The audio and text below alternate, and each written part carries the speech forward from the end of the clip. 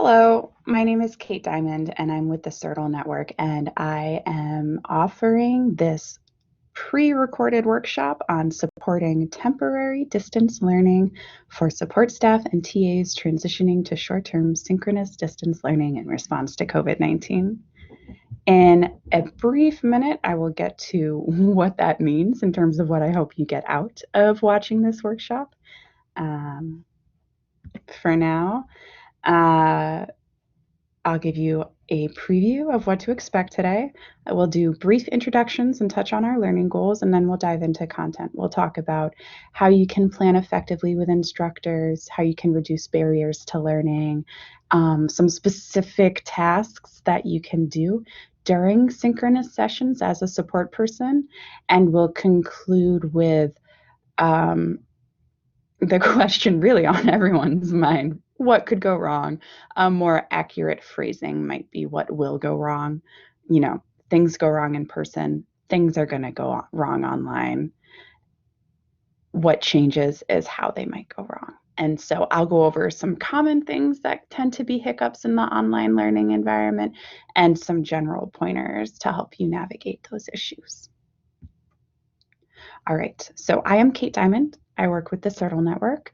CIRTL stands for the Center for the Integration of Research, Teaching, and Learning, and it is a network of 37 universities in the US and Canada working to make the sciences more diverse by providing inclusive, evidence-based teacher training to future faculty.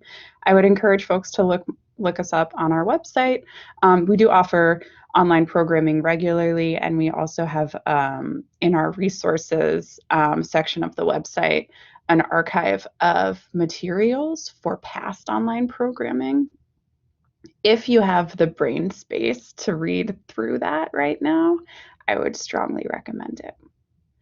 Like I said, my name is Kate Diamond, and I am CIRTL's cross-network programming coordinator. I always feel like that's a little bit wonky. What that really means is, so CIRTL is a network of 37 universities. We provide online programming so that people from any of those universities can learn together. That is cross-network programming, and I coordinate that programming. That means I provide pedagogical guidance and technical support to our instructors, many of whom are teaching courses, workshops, events, or teaching institutes online for the first time. Now, if this were a live synchronous session, at this point in time, I'd be inviting people to introduce themselves in the chat window. And there are a few things that I would point out if we were doing that in real time.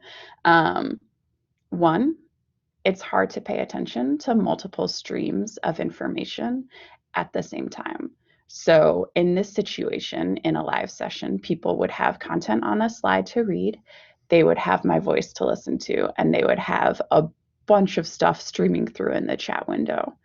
That is one instance where it's really useful to have a support person attending synchronous sessions, because that support person can keep an eye on the chat window. If questions come up, they can catch them and flag them for instructors running sessions.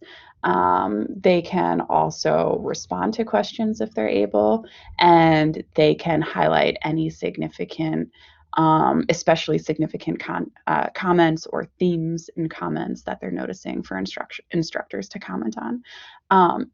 If you are working with an instructor who will not have a support person attending their synchronous sessions, then another way you can encourage them to handle the potential for multiple streams of information is to slow down. So if this were a course and a lot was happening in the chat window, I would probably pause my speaking and say, all right, the chat window is very busy. Let's all take a minute to read through what's happening there. Another thing you can do is invite people who are especially active in the chat window to use their microphones to speak up so that you can move those chat conversations into the mainstream. And throughout this workshop, I'll speak both to the content on the slides and also my approach in running the workshop, so that you both learn what is important to do and how you might do it as a support person. Our learning goals for today, we've got one big one. Identify approaches to successfully support instructors running online synchronous courses. We'll talk about strategies to help instructors plan for effective sessions. We'll talk about in-class support tasks to help synchronous sessions go well. Those are things actually can attend to these synchronous sessions to support instructors, and then we'll talk about troubleshooting tips that can help when things go wrong. And one last thing before we dive into content, I want to do a little bit of online housekeeping. In general, first of all, I want to make clear that at any point in the session today, people can share comments or questions in the chat window. That is always invited. That is always welcome. Additionally, there are specific moments throughout the slides where I've got prompts for you to reflect on and respond to. When we get to those moments, I will include icons at the bottom of each slide showing you which tool you should use to respond to those prompts. In general, in online sessions, I recommend keeping webcams on and mics off.